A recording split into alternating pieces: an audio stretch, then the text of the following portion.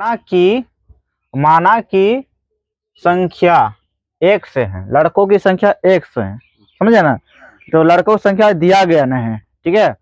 तो लड़कों की संख्या क्या एक से है, जो नहीं दिया जाता तो उसका मान रख लेते हैं एक्स। तो लड़कियां की संख्या कितना 4 है, मतलब एक्स प्लस 4, समझ गए ना। तो अब लेंगे हम प्रश्न सही लेंगे, इसके मतलब क्वेश्चन जो है ना उसी के अनुसार से हम लेंगे, ठीक है। तो लड़कों की संख्या कितना था एक्स, लड़कियों की संख्या था एक्स प्लस 4। तो यहाँ पर हो गया एक्स प्लस 4, ठीक है, बराबर 10 बुक में है, ठीक है।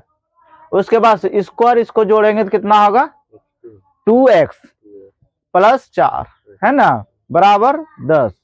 तो इन दोनों फिर आ गया 2x, ये प्लस में तो इधर आया माइनस में 2x 6, तो 2 तिया 6, तो x का मान कितना आ गया 6। तो लड़कों की संख्या निकल गया अब 3, निकला ना। तो 3 निकल गया, तो लड़की की संख्या निकालना है। अब लड़की की संख्या कितना था x प्लस 4, तो x प्लस 4 लिख दिए हैं, तो x का मान कितना निकला था 3। तो यहाँ 3 लिख दिए, x की जगह हम 3 लिखे हैं और 4, तो 4 3 7 हो गया ना। देखो यहाँ, देखो माना कि पेंसिल का मूल्य 100 रुपया है, ठीक है, कलम का मूल्य भी एक्स वाई रुपया है। तो इन दोनों का मूल्य नहीं दिया गया है, समझिए ना। तो हमको इन दोनों का मूल्य निकालना है, समझिए ना। अब देखो यहाँ पर 5x और 7y बराबर 50, समझिए।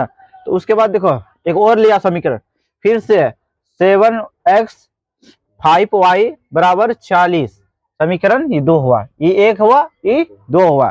तो समीकरण 1 तथा 2 से इसको समीकरण कहता है, समझ गया। तो समीकरण करना है, तो 1 तथा 2 से बोला ना, तो दोनों को यहाँ पर क्या वो लिख दिया है, ठीक है। लिखने के बाद जो ये जो 7 और 5 जो आया है, तो यहाँ से उल्टा कर दिया, इसके वाला तो इसमें आ गया और इसके वाला इसमें आ गया, समझ गया ना। मतलब ये तिरछा तिरछी गुना होगा, ठीक है। तो 5 का 7 का 7 को 5 बार पढ़े तो 35 हुआ, 7 का 7 को 7 बार पढ़े तो 49 हुआ, 7 का 7 को 50 बार पढ़ेंगे तो कितना 350 होगा। तो समझ गया ना। तो याद देखो प्लस प्लस हो गया तो माइनस, यहाँ प्लस प्लस तो माइनस, समझ गया ना, प्लस प्लस है तो माइनस, इन दोनों सेम हो गया इसलिए इस दोनों को हम काट दिए, ठीक है। उसके बाद जो ये है देखो 49 में 25 घटा तो 24 आया, समझ गया। उसके बाद इसको इतना घटेगा तो इतना आएगा, ठीक है। तो उसमें देखो y, अब इसको इसमें भाग देना है, समझ गया। तो 10 12 दंग 120 होता है, 12 दूनी 24 होता है, तो 10/5 है, आ गया ना 10/5 y के मान 10/5।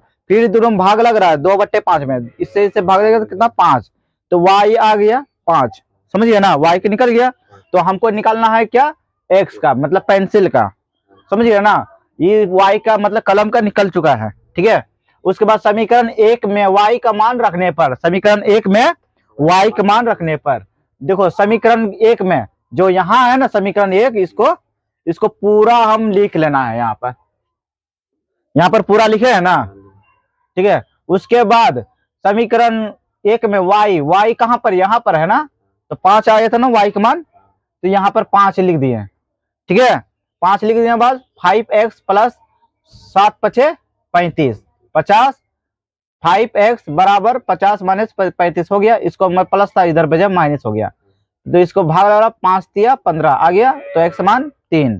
तो पेंसिल का मूल्य हो गया 3, x का मान है ना x का ये, ठीक है, तो पेंसिल में है ना, तो इसका हो गया 3, और कलम का मूल्य हो गया ये 5, यहाँ प्लस 5 निकल गया था, हो गया ये आंसर, समझ आ गया ना।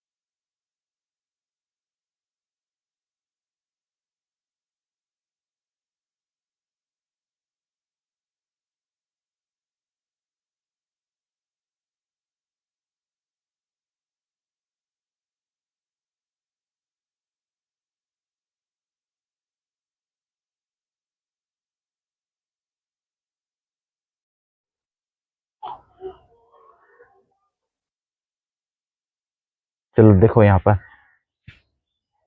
ये समीकरण ले लेना है, समझ गया। और उसके बाद A1 B1 C1 ले लेना ऊपर का मान का, उसका A2 B2 C2 ले लेना नीचे का मान का। तो A1 A2 ले लिया, मतलब इसका ही सामने वाला लिखना है A1 A2 का, B1 इतना है B2 इतना है ना। तो C1 है C2 C2 है। तो A1 B देखो A1 A2 B1 B2 ये दोनों क्या एक दूसरे से सेम भाग लग रहा है ना, तो ये हो गया संगत, समझ गया ना। जो सेम लगेगा संगत है। हाँ, तो तो उसके बाद देखो यहाँ पर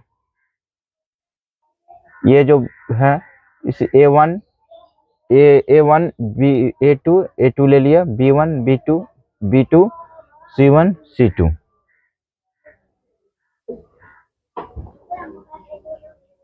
और यहाँ पर A1 A2 बराबर 1/2 इसको भाग लगा है, ठीक है, इसमें भी भाग लगा C1 C2।